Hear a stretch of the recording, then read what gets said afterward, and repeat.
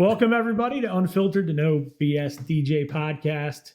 Today, we've got, of course, Terry Moran, as always, and our special guest, Robbie Britton. You guys, Super Bowl last night. How you doing after that? Any hangovers? I know I'm not feeling the best. I ate too much food and drank a little bit too much beer. Water. I had a couple of beers, but I fell asleep in the third quarter. You know, it's for 20 years we pretty much had the Patriots in every Super Bowl, so it was interesting. But nowadays it's just, you know. Yeah. What'd you guys think of the halftime show? I know that's been the big talk. It's always the big talk, right? It's weird. I mean, I see people either love it or hate it, and I thought that Usher did a decent job. I think that he left out a couple songs that he probably should have put just because of mainstream music. You know what I mean? A couple of his biggest songs, "Oh My God," and the DJ song. You know what I mean? Weren't in there. Yeah. Felt a little snubbed about that. That was a big hit for him, even though it was like him and Pitbull or whatever. But I thought that he put on a decent show. I didn't love it. I didn't hate it. I see people calling it the worst ever, and apparently they didn't watch the Super Bowl where The Weeknd played, because that was certainly the worst performance ever. Yeah. What did you think, Robbie?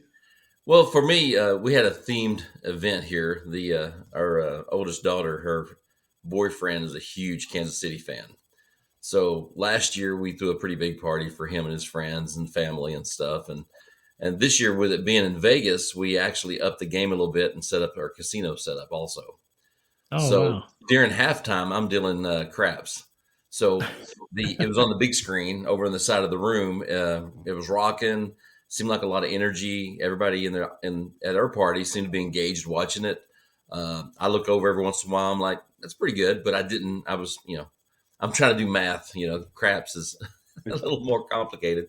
And but yeah, I mean, for me, it was more of an atmosphere in the background, and I didn't really critique it too much. But it was good. I thought it was good. I mean, I thought it was fun. It fit the party. It was a party atmosphere, that we had going on, and it was just we had a DJ system on standby in case we needed to switch over and play some music or whatever. But yeah, everything. I think the vibe was good. I was actually thinking about maybe taking some time today and watching it, with a production mindset and just kind of be a little more credible. I don't know if you remember, but my best night in Vegas was the night that you and I were playing craps. You taught me how to play craps. That is right. Out at Wedding MBA, and I think I was killing it, like beginner's luck type thing, and then went over to roulette and threw 500 black. Boom, hit that, and then I'm like, you did? Okay. I just bought my photo booth. So that is right. On the showroom floor the next day. When I was learning craps, people brought me under their wing and said, "Hey, come here, let me show you how to play." And I kind of had the concept, but it helps when you got somebody to kind of bring in. I think I was drinking a lot that night because I don't remember what you told me, but I'm going to latch on to you next time we're in Vegas together. But you did good. Now, Joe Martin's the one you want to latch with if you happen to run into him at one of these shows. You got to get a hold of Joe Martin. He's the craps guy. Oh, good. So what'd you think, Brandon? Yeah. Our Super Bowl party we had here, everybody really liked it. I agree. I think DJ Got Us Fall in Love should have been in there. My whole take on it is this, and I liken it to Usher's whole career. Like, I wish he would go with more upbeat stuff and less like slow jams, right? If he just go more upbeat, less slow jams, and always include Lil Jon and Ludacris, right? Everything he does with Lil Jon and Ludacris is awesome, and then the other stuff, just it doesn't have that dance floor appeal. So yeah.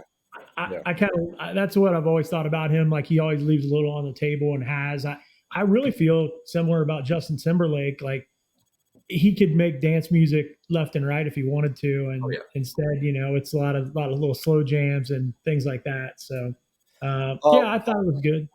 You guys are married, you got to understand the slow jams are what get you some ass out there. So that's why they put them out there.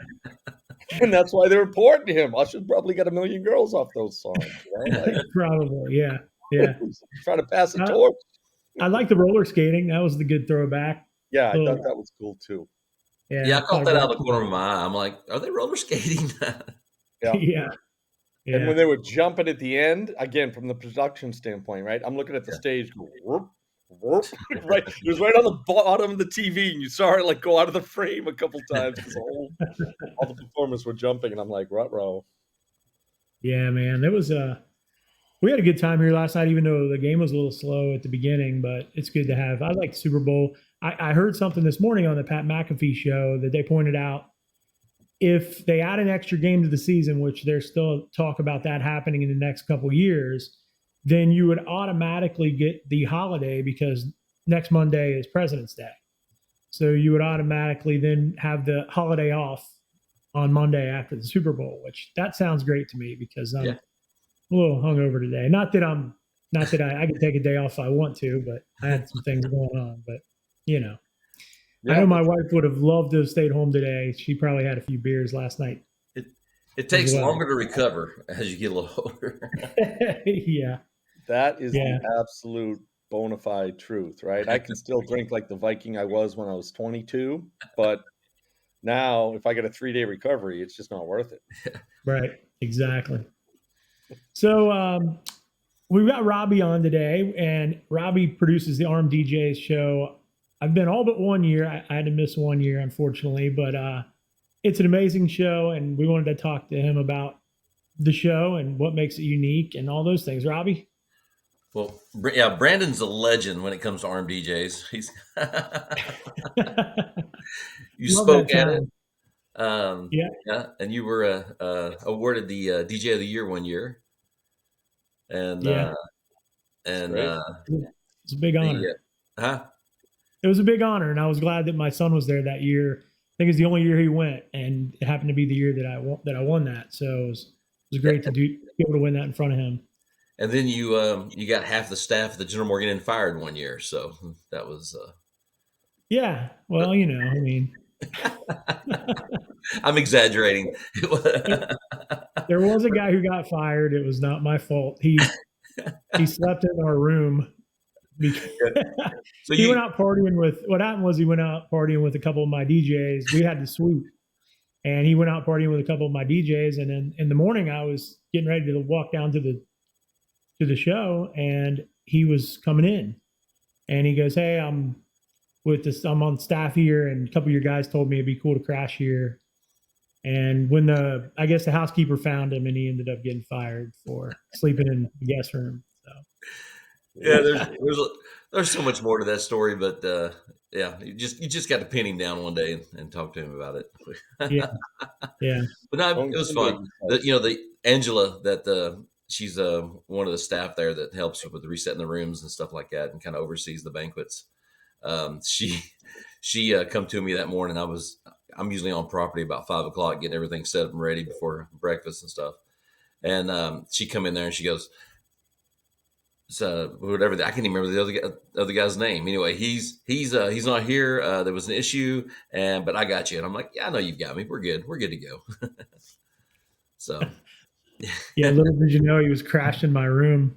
And then later, there's more. Oh, there's more and more of that story kept popping up over the next 6 months. Yeah. Okay. Yeah, ARMDJS is coming up. We made a real big push on it. Was it back in 2019 or whatever, and we were in Gatlinburg, and then in 2020 we wanted to do that again and really take it to another level, and then COVID hit, kind of smacked us around, and we were able to squeeze out one more show and just kind of put a bow on it, and didn't know if I'd do it again. And then we took a couple years off, and this last year, me and my wife were talking like we got a lot, and I guess the secret about ARMDJS is the fellowship, all the DJs that hang out every year. With it being in a small town and a small conference, you get more time to spend with people than you do at the bigger conferences. And we missed them all. There's certain people that I get to see every once in a while. Brandon made a surprise appearance to my birthday party 1 year. I-78 West and I-81 Yes. South. Sorry. What just happened? Oh, you Googled the address, right? Yeah, I was Googling the address, what I was doing to see how far it was from me. But yeah, so plus this year I've got my own venue. We in the last couple of years we have took my warehouse that I've had for almost 20 years, and we've made about 2/3 of it a industrial vibe wedding venue or an event space. We're still staying at the General Morgan Inn. The parties are still at the General Morgan Inn, but the actual conference is 2 miles down the road, which is at my warehouse. And that makes it a lot easier for me from a production point of view, because I can set up the week before, have everything ready to go, and then I can hang out with everybody. Because ARMDJS is the best conference I've never attended, because I've never been, like I said earlier, 5 o'clock in the morning, I'm, checking batteries and mics and getting everything ready in the room. And everybody else is sleeping in and grabbing breakfast or whatever. So now I can hang out, and then we all get here at the same time and power up and have the educational portion of everything. And being on my own private property, we can do we can have some fun. There's a lot of different things that we can bring to the table that we're working on. So we got indoor space and an outdoor space to work with. And then after that, we head back to the General Morgan Inn, freshen up, and then we'll have some sort of party that night.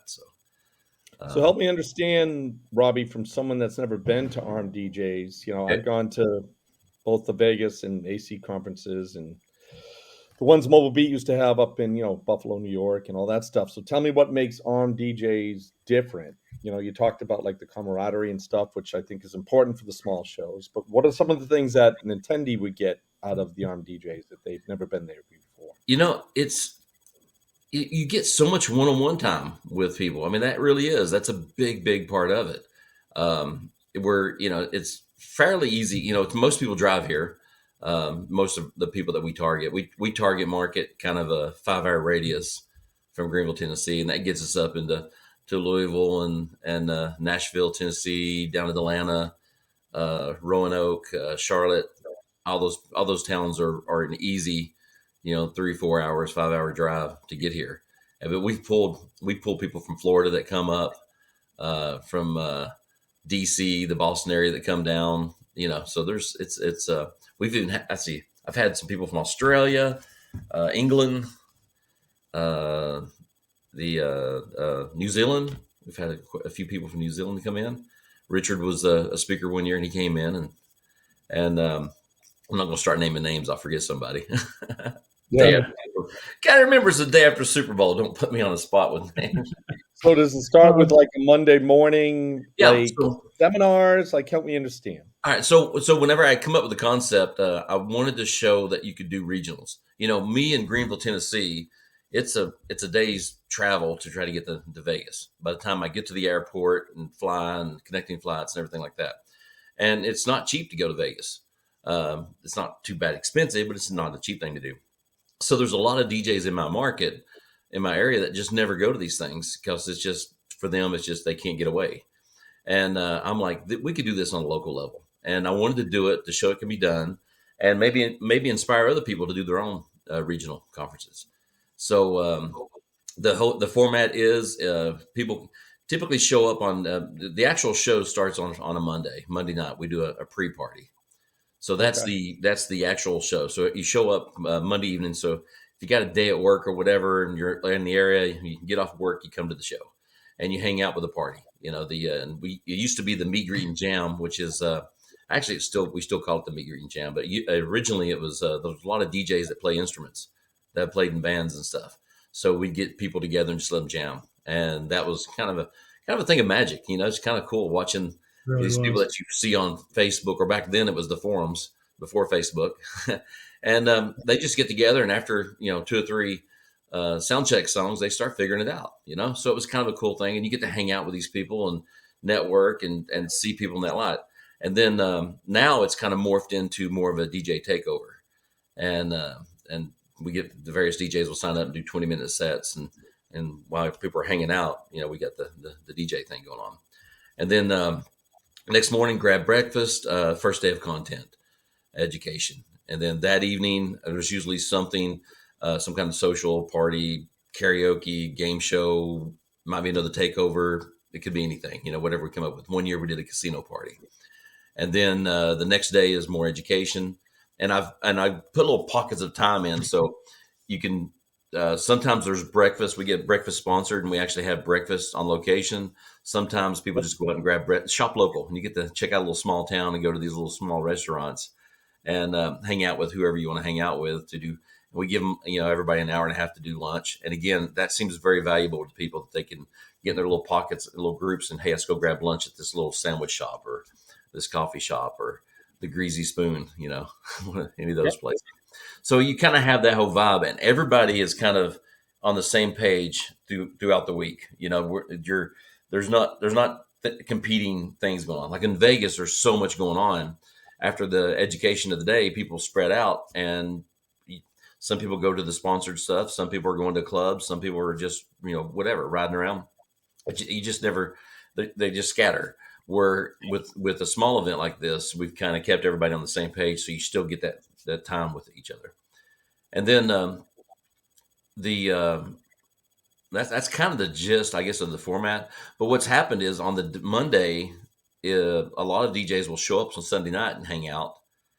And there's about 20, 30 core people that will come out on Sunday and, grab something to eat. And then that morning, sometimes there's a workshop that pops up, maybe a think tank type thing. A lot of people go play golf. If you remember Dan Blankowski, we're doing a golf outing for those that play golf this year, and doing it in memory of Dano. And so there's quite a few people that do that.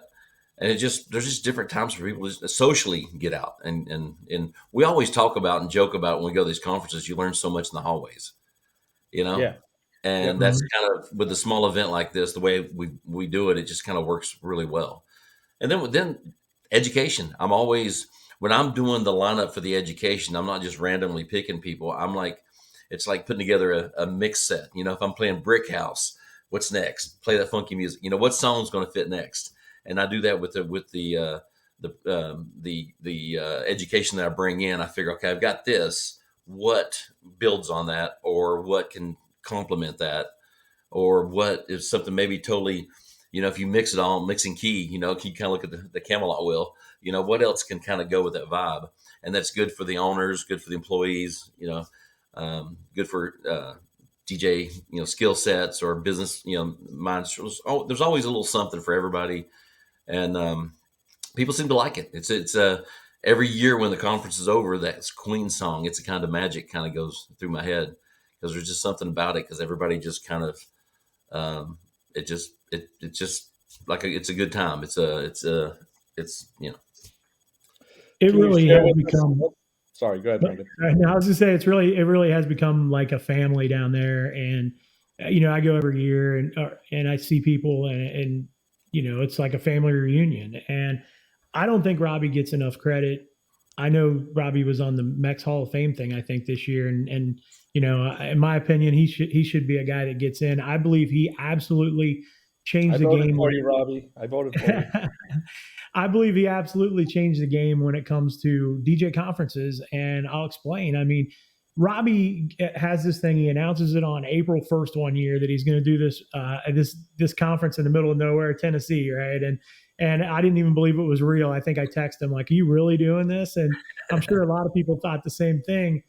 But over the years, he brought in, Gary Vaynerchuk. He brought in Jeffrey Gitomer. Oh yeah, dude, it's crazy. Yeah. Wow. Yeah. So Gitomer, Vaynerchuk coming into this conference, and there were others that are just big. He really changed things, and I think it pushed Drax to do some things at the Las Vegas DJ show that he was doing in September. And I really think that Las Vegas DJ show, in terms of production, was so much better at the time than Mobile Beat was, that it changed how Mobile Beat had to do things. So Mobile Beat then brought in Jason Jani, and like, we have to up this production and make it look better. And I really think that all of that was a chain reaction based on what Robbie was doing in Greenville, Tennessee. And so he deserves a lot of credit for that. And I know he didn't make the most money, and he had to get creative. He didn't make any money. He had to get creative in terms of, ways to get Vaynerchuk there. I think, why don't you tell us how you ended up getting Gary Vaynerchuk to show up at your conference? Gary Vaynerchuk was, I followed him on Twitter, and I was a fan of him. I see him on podcasts and stuff like that. And this is before he really became the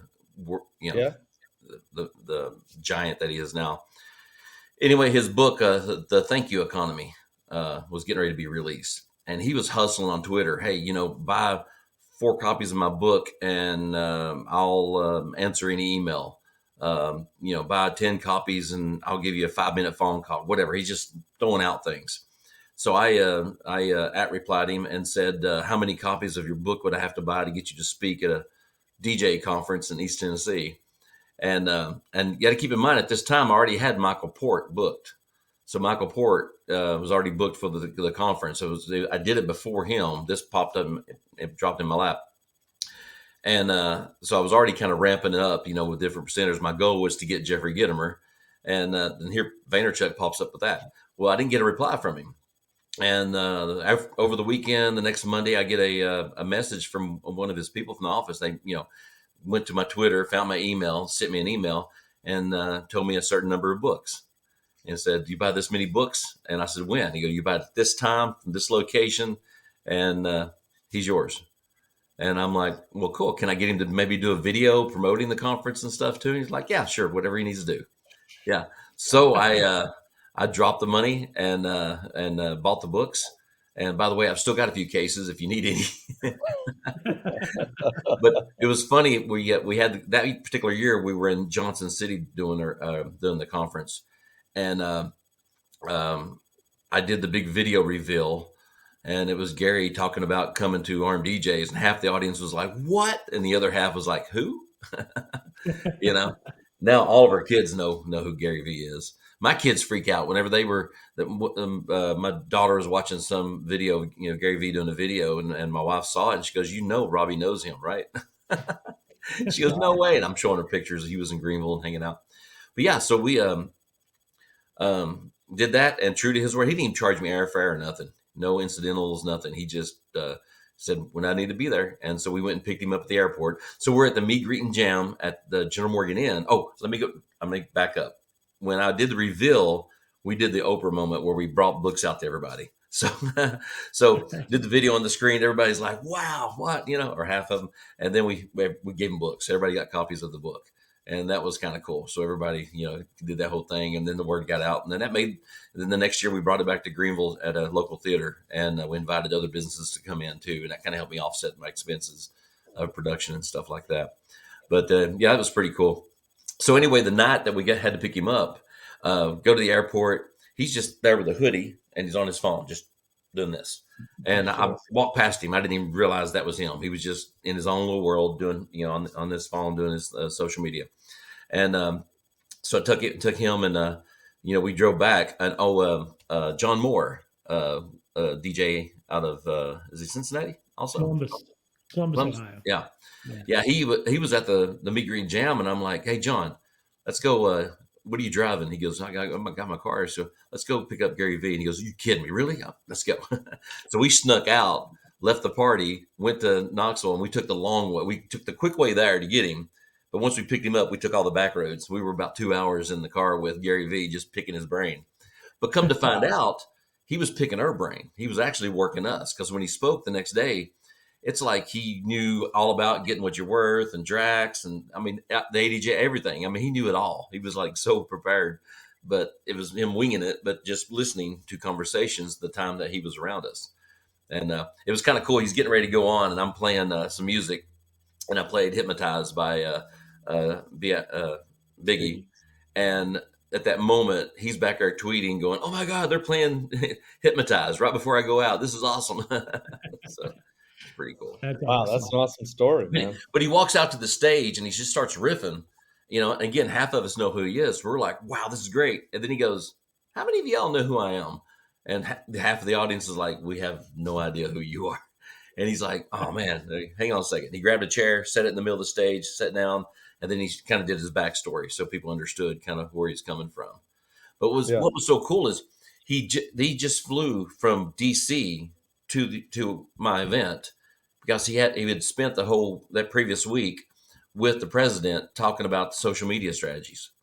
Wow. The White House, the staff, and that sort of thing. So he was there, part of a think tank, talking about social media and the future of social media. So it was pretty cool that I had no idea that he was even part of that, And it was amazing. It really was amazing.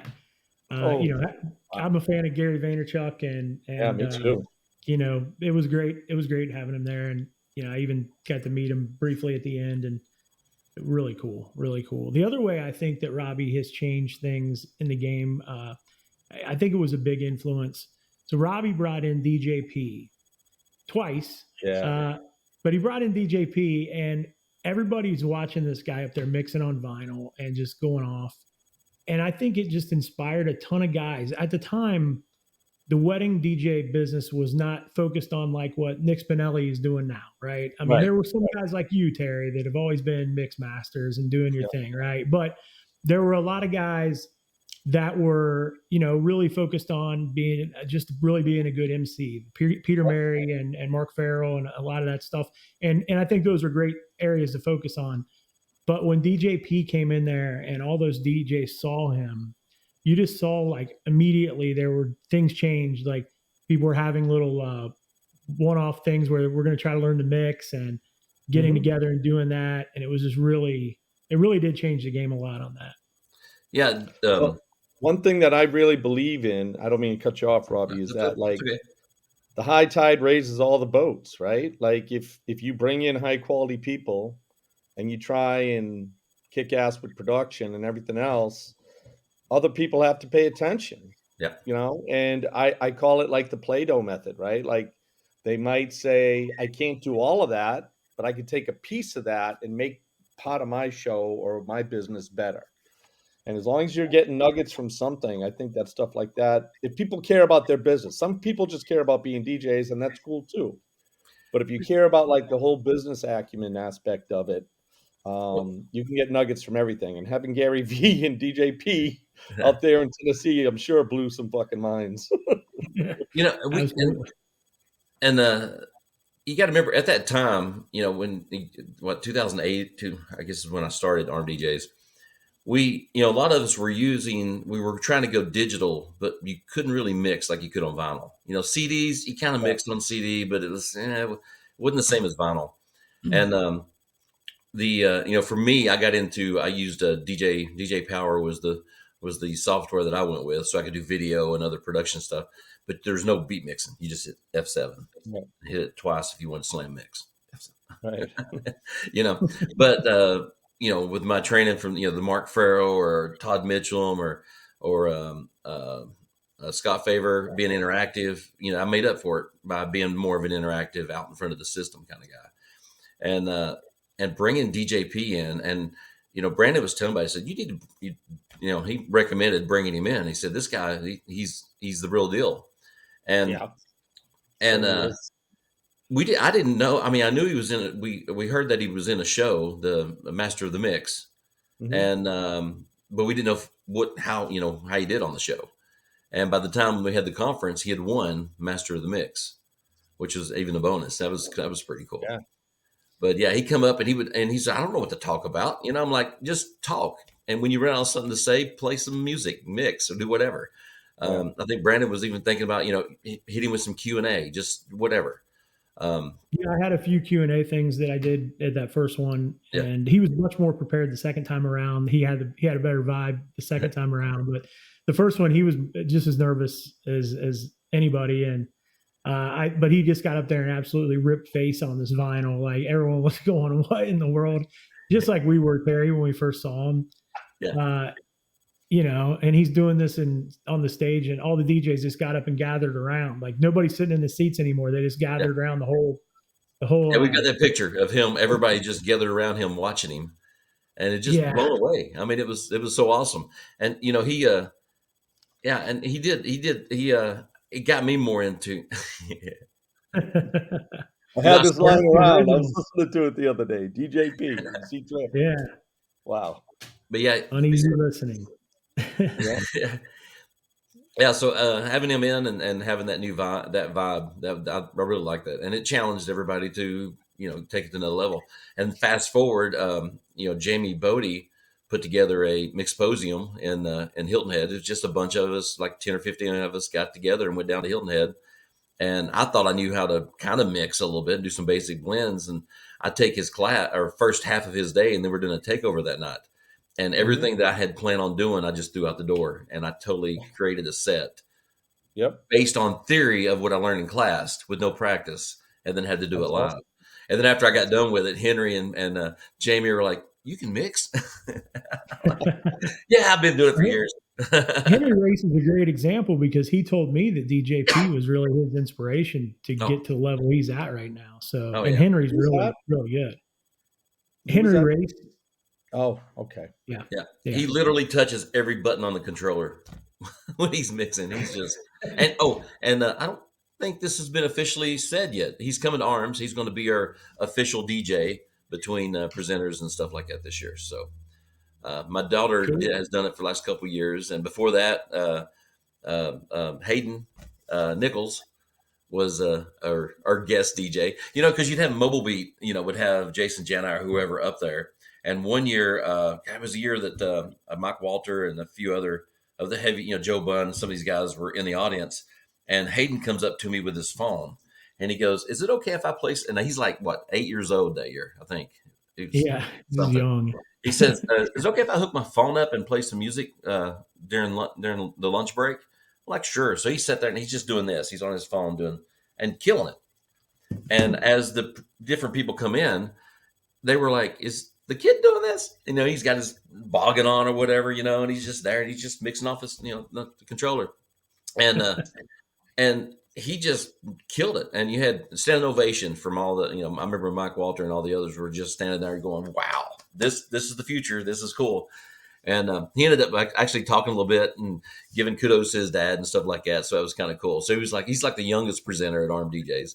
And then the next year I said, "You got to come back." And then he had a controller and he mixed and did more stuff. And yeah, he rocked the party. And then and later, I guess, just we kind of evolved from that. And my daughter, Maddie, she's done it a couple years and played. And then, here she is, she's 19 years old, and we're doing a takeover, and she's doing 20-minute sets with people like Mike Walter hanging over top of her, looking at her over her shoulder, and she don't know these people. She's just DJing, Yeah. Yeah. But so a couple of questions for someone that's never been there. Like, what airport do you fly into if you wanted to come in? Okay, you got the Tri-Cities Airport, which is Tri-Cities is Bristol, Kingsport, Johnson City. So you got that little airport. There's a lot of connecting flights. Most of the people from Florida usually fly up to that airport if they fly. And then you have the airport in Knoxville. And how far is each from the location? Yeah, guys like myself, we're not going to drive because it's 14 hours. So. But I would fly if I can make it work, Yeah, if you flew into the Tri-Cities, what happens is a lot of people fly into Knoxville, and then we end up hooking them up with DJs in Knoxville to drive them in. So you don't have to rent a car or anything. And once you're here, you just ride with people, and we find you a ride back. There's usually 5, 10 people that maybe 16 or something that need a ride, and we just figure out how to carpool. I've had employees do that and just start. So Knoxville's an hour and a half. And you got the ADJ chapter in Knoxville, which is really strong. Brian Graham and Hal Kenny and them, they're usually really good about giving people rides. All right. So is Greenville considered the Bible Belt? Like, are there any strip clubs? Yeah, the belt buckle. We have the belt buckle. Like the late night entertainment. Do we have any strip clubs within 20 miles? Or is that a no? We do have the Smokey O Bar, which is where Brandon went, or his guys went.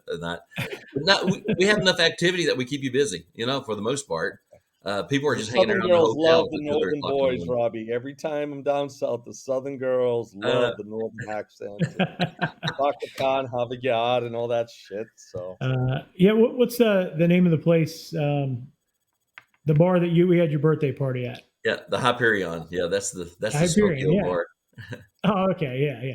The Hyperion's a good time. They got things that it's fun. It's a good little normal. Yeah, we do takeovers there every once in a while. We'll go in and just a bunch of us DJs get together and just do takeovers, and we don't charge them anything. We're like, hey, give us some food and beer, and we'll entertain the guests. And what's fun about doing that is when you got these old guys like me, and you got these kids out there, and these kids are thinking they know how to mix, and they don't realize that there's more to the art of DJing. If you really get into it. So they see us old guys that, you see me doing a wedding. I may be more of a jukebox at some of these shows. Father-daughter dance, I'm not mixing a whole lot. Some maybe, but most of the time I'm playing just the right song at the right time. But when you get a good club set going, it's fun to really get down and mix and just, head down and no requests, just do your set. And it's fun watching these other DJs that are kind of getting into it. It's a hobby. They'll look over your shoulder trying to figure out, what are you doing? They just don't understand. So we try to do get-togethers every so often I'll do it here at the warehouse or wherever, and we just let people.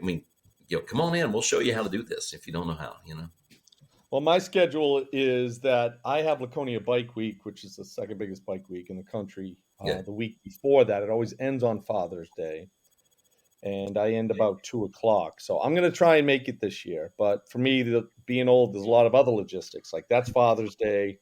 I've been gone for a week. I have to see my kids, so I'll be home that night to see them. But if I can make it work with my ex where I can go away another couple of days, you know what the answer is probably going to be. But bring the kids down. People do that too. Yeah, well, my oldest just got his license, so hanging around with dad isn't as cool as it used to be. Right. Yeah. We have when Big Daddy came down and Mike Walter. I think Mike Walter and Big Daddy. I think they drove every year. They actually just carpooled and just drove down. There's and I'm thinking George. I'm trying to think who else. Still, like Big Daddy's in Mike Walter's 5-6 hours away from me. So Bike Week's in New Hampshire, so I'll be up there. So, but if anything, like I would fly in Monday. That's why I was asking the schedule and everything. Yeah, you'd probably fly into Knoxville and then, like say, carpool with somebody, then get you back. And then it ends what? Like Wednesday night, it's over, or? A lot of times people hang out Wednesday night. In the past, we've had on Thursday, people just maybe go to Gatlinburg. We got Dollywood, with the Gatlinburg Pigeon Forge area. So a lot of times people will hang out. Some people just cut out Wednesday night after it's over with. They're gone. We have extended the education to the next day before. We've done half days on Thursday. But I find that most people want to just get back and take what they've learned and get back to work. So we usually end on we do Tuesday, Wednesday education, and then if they want to leave out Wednesday night, they can. If they want to hang out, we'll do a little something. And then Thursday, there's talks this year about some of us maybe going in and getting some cabins up in the Gatlinburg area, and just hang out for a while. DJP really right there reminds me of like some Deliverance shit right there, Robbie. I don't know. No, we got cabins. They're chalets. Near. I don't know about that. Hey, I told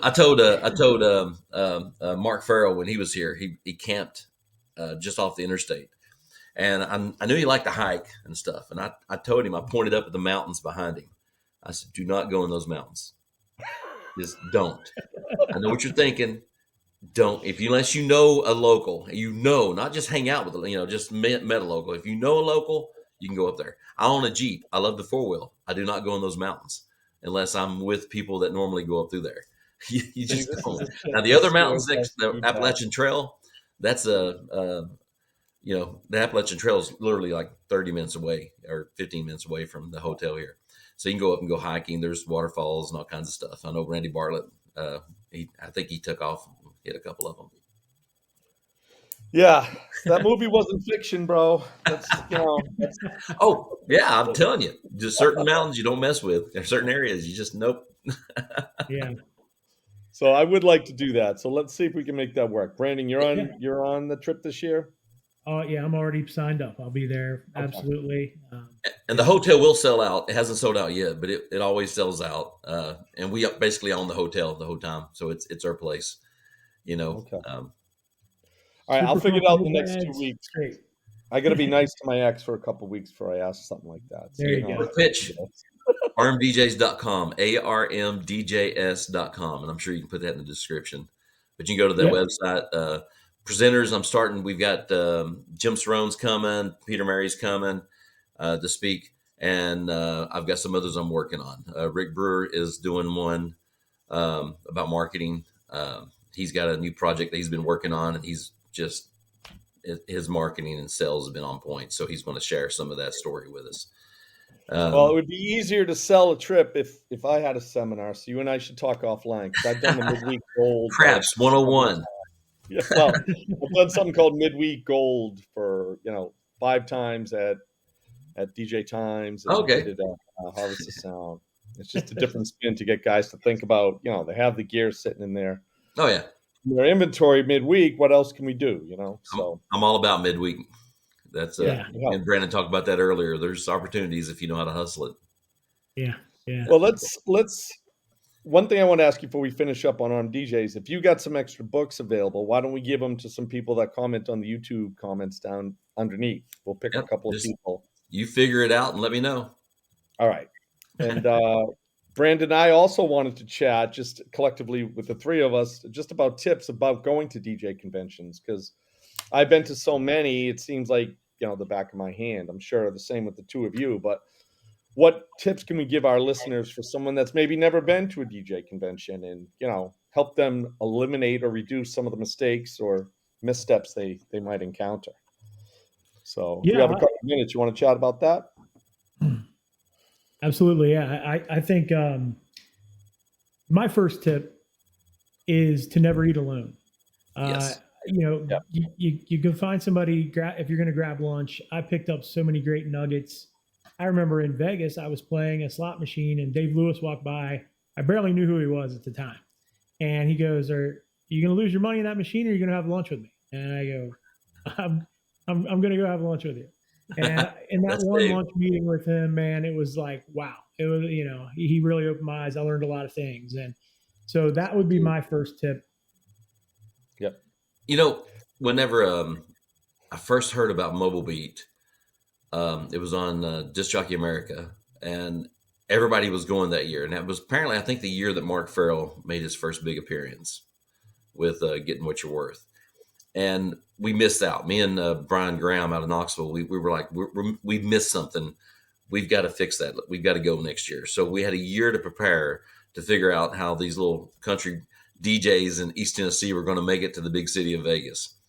And when we went that next year, we flew together, went in, and it was it just actually putting faces to all these people. This is before Facebook, way before Facebook. This was 20 some years ago, 2001, 2003, somewhere in there. And we went to, it was a Tropicana, and there's a little bottleneck where the hallway, and then to get to the elevators and the showroom. So everybody had to walk in and walk by us at this there's a bar there and a little gathering area. So we sat there and just everybody that we saw coming through. And there was a push on the Facebook, on the, not Facebook, but the forums to put your actual picture on your little icon or whatever you call it. So you can kind of put a face with a name. So Matt Grauman, I remember he'd come through, Drax, and just other people that we started going, hey, there's this, people that we recognized. And I learned from Brian to be, let's not meet a stranger here. Everybody we see that looks like they, if they look like a DJ, go ahead and introduce yourself. And that's what we did. And that was, it's for some people, it's a little uncomfortable just to go up and just be forward like that, because everybody's got their little clique.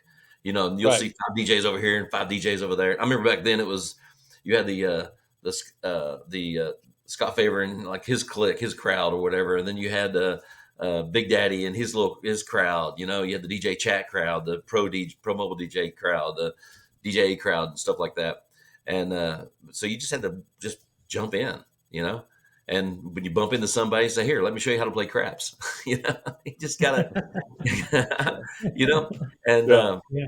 so and jumping around a little bit here. One of the best years I ever had at Mobile Beat was one of the years. I think there was a big snow or something, and the attendance was way down. There was it might have been a third of the usual attendance at the conference there, and that was the year I got to get to know Big Daddy Sean McKee.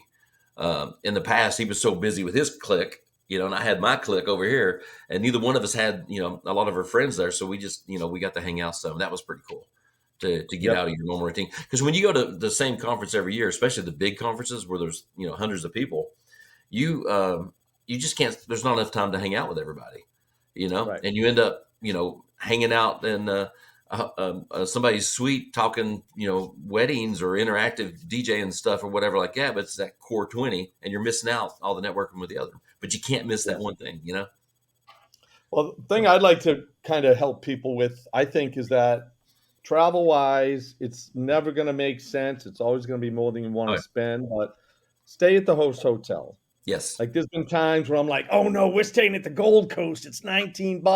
Uh-huh. Now, like with Toad, like, all right, now we got to rent a car. Now we got to park that car everywhere we go. Like, Yeah. oh, we'll just Uber and it's $57 to go to one place to another. Stay at the host hotel. That's where a lot of the magic is going to happen. You're going to meet a lot of people. It's just going to be less aggravating. B, like, don't give a fuck. Like Robbie said, go out and like just say, hey, I'm Terry Moran. Like, where are you from? Da da da. I met more friends like that and jumped into pockets of friends. Like Toad and I met at DJ Times 2001. And after I met Toad, that's how I got into with all the other Cincy DJs like Brandon. And I met a million other people. And he met a lot of East Coast people because of me. And we've collaborated on gigs and given each other gigs. And that stuff really matters. I think that it's important to go to seminars, even if you think you don't need to be educated on what the seminar is about. As we spoke in a recent episode, Brandon, I went to a seminar this year at Harvest of Sound to just give someone coffee because I didn't think, I thought I was above what was being spoken about. And instead I got involved in the seminar and it was fantastic. So have an open mind about that stuff. Don't think that you know everything. A lot of things about going to the DJ convention is validation, especially for us older guys. Like, it's not like I'm going to come home with a dump truck full of nuggets, but it's going to be like, I'm validating that, okay, that's what other people are doing. And I'm doing that too, or at least I think that way, or I try and run my production that way. So there's a lot of validation. That's just as important as learning new stuff. And then just keep in touch with someone. It's easier than ever to keep in touch with people, right? Follow up. Yeah.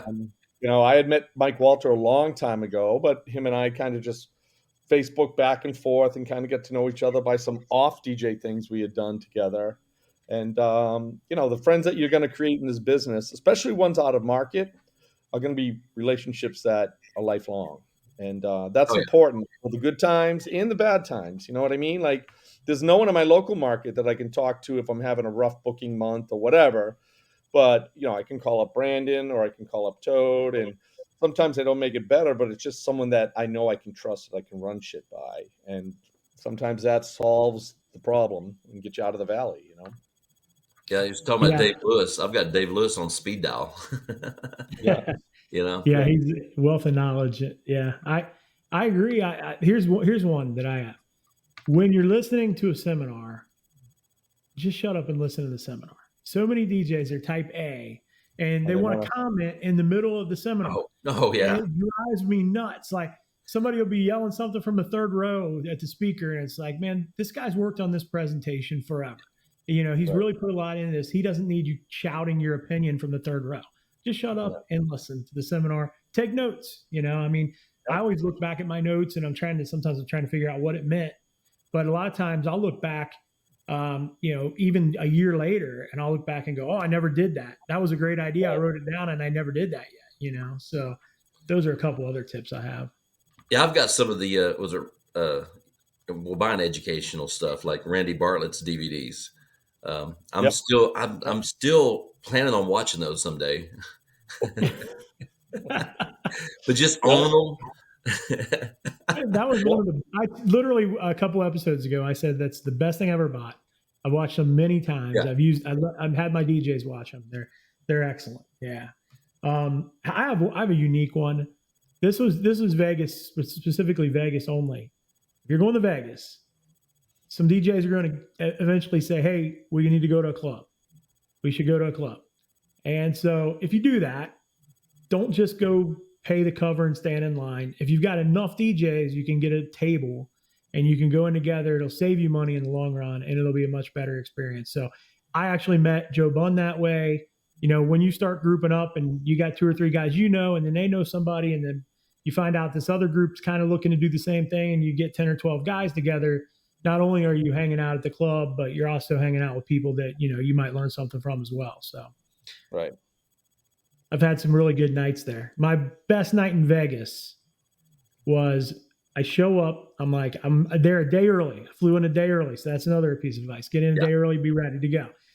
Flew in a day early. I'm like, I'm just going to take it easy tonight. I got a text from Chris Romero. He goes, "What are you doing? I saw you checked in Vegas on Facebook." And I go, "Yeah." He goes, "Meet me over at the MGM cab line in like a half an hour." So I get dressed real quick and run over there. I'm in a limousine. Then I'm in the VIP line at Omnia nightclub at Caesars. And then within 30 minutes, we are in the DJ booth. Apparently, he went to preschool with the guy that's the manager of this DJ. And I wish I could remember what DJ it was, but we were literally in the DJ booth, in the DJ's VIP booth, drinking for free. And I mean, there's trapeze artists coming down from the ceiling. We're sitting there like, this is amazing. I can't believe I'm in the booth. It was awesome. So yeah, the more people you know, and if you get there early, you never know what could happen. So one year I didn't know if I was going to make it to Mobile Beat, and so I hadn't booked my ticket, my room, or anything.